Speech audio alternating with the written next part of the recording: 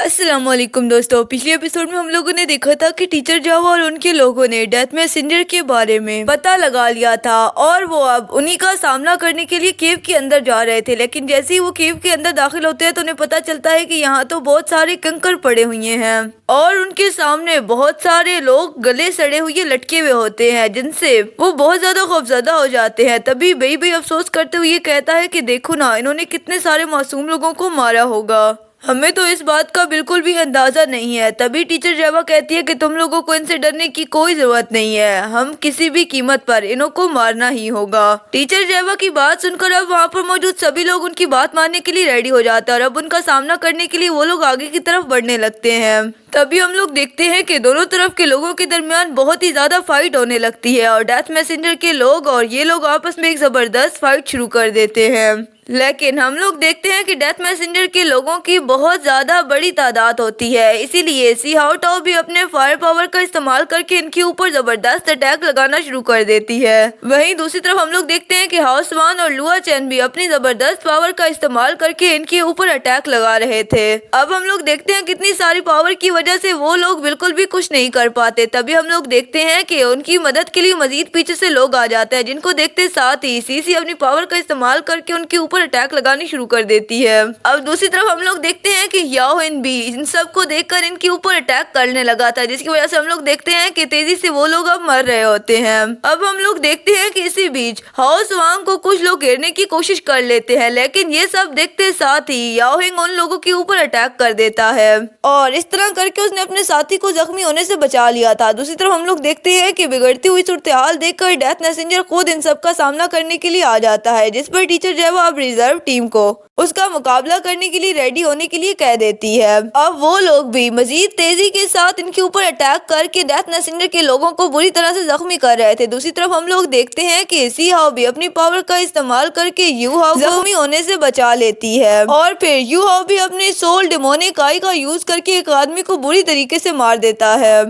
और इसके बाद हम लोग देखते हैं कि काइतो भी उन्हें अपनी पावर का इस्तेमाल करते हुए मारने लगता है और वो जल्द से जल्द बहुत सारे लोगों को जख्मी कर देता है। वहीं अब हम लोग देखते हैं कि इनको टफ टाइम देने के लिए सी हाओ तो वो अपनी बहुत ही ज्यादा खतरनाक पावर को एक्टिवेट कर लेती है और अब वो फिनिक्स रोलिंग स्काई स्काइट का यूज करने लगती है और वो ये अटैक जल्दी से जाकर डेथ मैसेंजर के ऊपर लगाती है। इतने खतरनाक अटैक की वजह से डेथ मैसेंजर कुछ नहीं कर पाता और मौके पर ही जाँ बाक हो जाता है। डेथ मैसेंजर के मरते ही वहाँ पर मौजूद सारी फाइट खत्म हो जाती है। तभी टीचर जेवा उनसे कहती है कि इनका ये किंग तो 5th लेवल वाला सोल किंग है और मुझे लगता है कि यही डेथ मैसेंजर है। तभी हम लोग देखते हैं कि इसी बीच यूहो और वांग भी यहाँ पर आने लगते हैं, लेकिन इसी के साथ हम पर ये इंकशाफ होता है कि उस बॉडी के अंदर से अब कोई ब्लैक पावर रिलीज होने लगी है।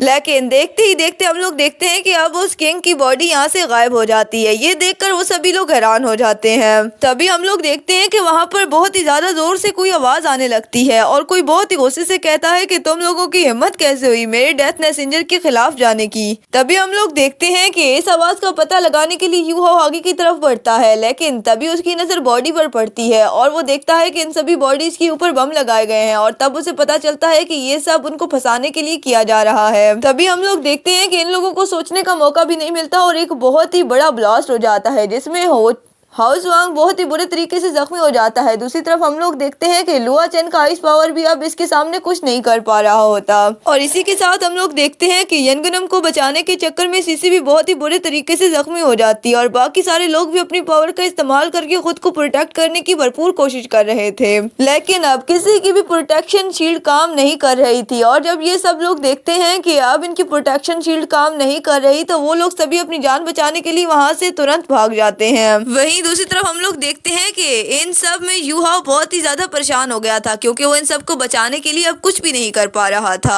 तभी हम लोग देखते हैं कि वो बॉडी अब तेजी से इनकी तरफ बढ़ रहे थे और हर बॉडी के ऊपर बहुत बड़ा बम लगा हुआ था। अब ये सब देखकर वो लोग बहुत ही तेजी से वहाँ से भागने लगते हैं, क्योंकि उन्हें पता था कि अब इन लोगों का सामना करना इतना ज्यादा आसान नहीं होगा। तभी हम लोग देखते हैं कि उनमें मौजूद एक बॉडी आगे बढ़कर लोआ चेन की पाँव को पकड़ लेती है, जिसकी वजह से लोआ चेन अब बहुत ही बुरे तरीके से यहाँ पर फंस गई थी। तभी हम लोग देखते हैं कि हाउस वान लोआ चेन को बचाने के लिए यहाँ पर आ जाता है, जिसके बाद बाकी लोग यहाँ से अब लोआ चेन को लेकर जाने लगते हैं और वो हाउस वान से भी यहाँ पर जल्द अज जल्द निकलने के लिए कह देते हैं।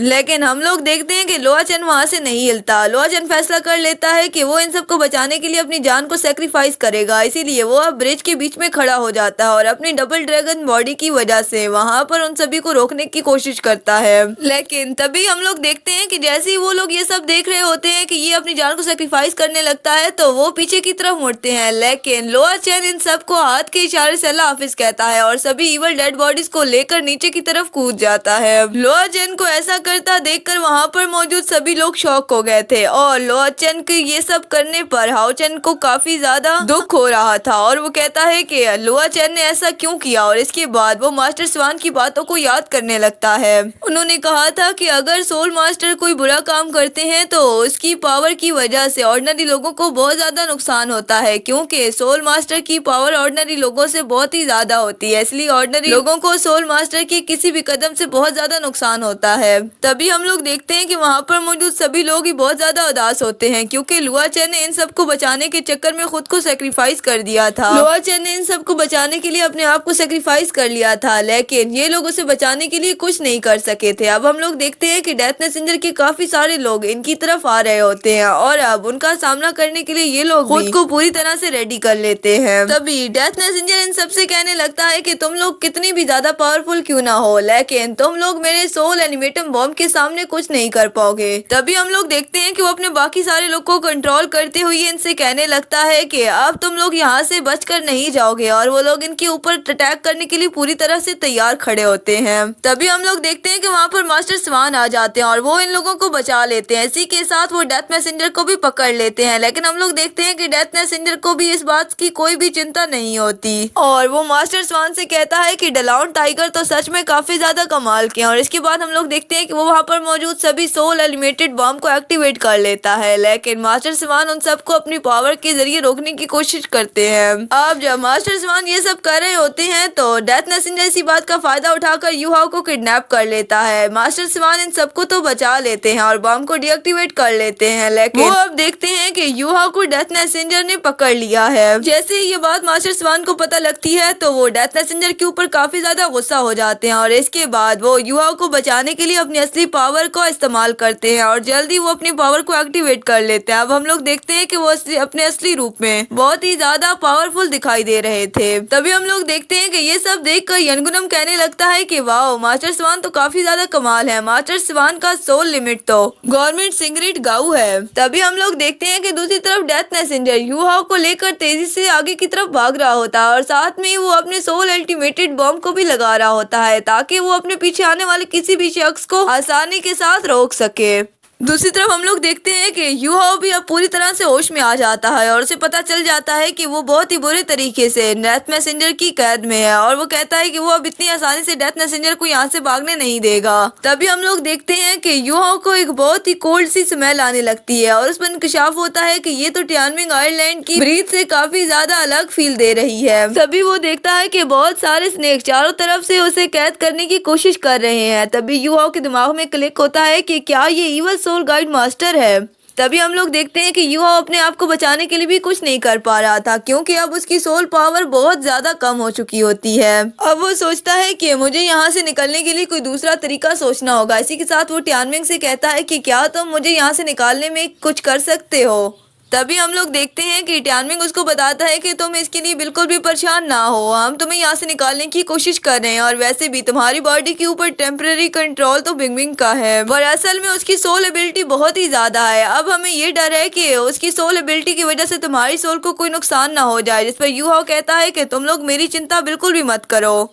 वो कहता है कि मैं किसी भी तरह अब इसको मरते हुए देखना चाहता हूँ। अब दूसरी तरफ हम लोग देखते हैं कि बिंगबिंग भी इसके लिए पूरी तरह से रेडी हो गई थी। तभी हम लोग देखते हैं कि बिंगबिंग उससे कहती है कि मैं तुम्हें प्रोटेक्ट करने की पूरी कोशिश करूंगी। इसी के साथ हम लोग देखते हैं कि वहाँ पर इलेक्ट्रोलैक्स आ जाता है और वो बिंगबिंग से कहता है कि अगर तुम ये काम करने में कंफर्टेबल हो तो ठीक है, नहीं तो तुम ये काम मुझे करने दो। तभी हम लोग देखते हैं कि अगले सीन में डेथ मैसेंजर यूहाओ को लेकर एक बहुत ही अलग जगह पर आ गया होता है और वो अपने सभी कोल्ड स्नैक्स को भी बाहर निकाल लेता देता है। तभी हम लोग देखते हैं कि अब वो इनको रिफाइन करने लगता है और उनको पावर देने के लिए एक एनर्जी का यूज करने लगता है। अब इनको पोजोनस सोल गाइड रिफाइन की जरूरत होती है। तभी हमें पता चलता है कि यही अब उसके लास्ट वाले ड्रम कार्ड हैं और वो इनका इस्तेमाल करके बहुत ही आसानी के साथ कम बैक कर पाएगा। तभी हम लोग देखते हैं कि यहाँ पर सारी जगह पर बहुत ही ज्यादा हलचल होने लगती है और अब इस हलचल को देखकर डेथ मैसेंजर भी काफी ज्यादा परेशान हो जाता है। तभी अचानक से वो कहने लगता है कि ओहो, यहाँ पर तो मास्टर स्वान आ रहे हैं और तभी वो अपने बहुत सारे कोड स्नेक्स को भी बाहर निकाल लेता है और कहता है कि 10 साल में मैं बहुत ही ज्यादा पावरफुल बन जाऊंगा और फिर मैं डिलाउ टाइगर्स को भी बहुत ही अच्छे से सबक सिखाऊंगा।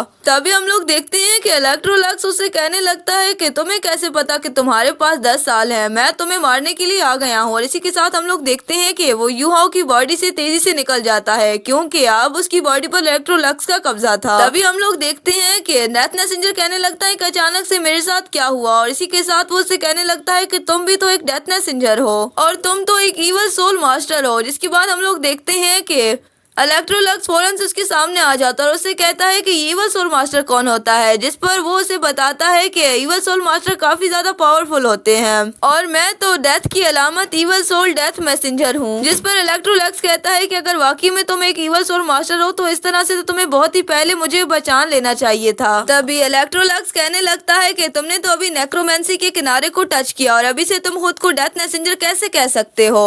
तब हम लोग देखते हैं कि अब उसकी ऐसी बातें सुनकर डेथ मैसेंजर काफी ज्यादा गुस्सा हो जाता है और उससे कहने लगता है कि मैं सच में इवल कोल्ड मास्टर हूँ। अब हम लोग देखते हैं कि इतनी सी बात कहने के बाद वो अपने लोगों को इसके ऊपर अटैक करने के लिए भेज देता है। दूसरी तरफ हम लोग देखते हैं कि इलेक्ट्रोलक्स भी अब इसके ऊपर अटैक करने के लिए खुद को रेडी कर लेता है और इसी के साथ कहने लगता है कि वैसे तो मुझे इतना कुछ याद नहीं है, लेकिन मैं इतना जरूर बता दूं कि मैं डेथ मास्टर हूँ। और अगर आपको एक्सप्लेनेशन अच्छी लगी हो तो वीडियो को लाइक और शेयर जरूर करें और चैनल को सब्सक्राइब करें। मजीद वीडियोस के लिए चैनल पर विजिट करें। नेक्स्ट एक्सप्लेनेशन के लिए वेट करें। तब तक के लिए अल्लाह हाफ़िज़।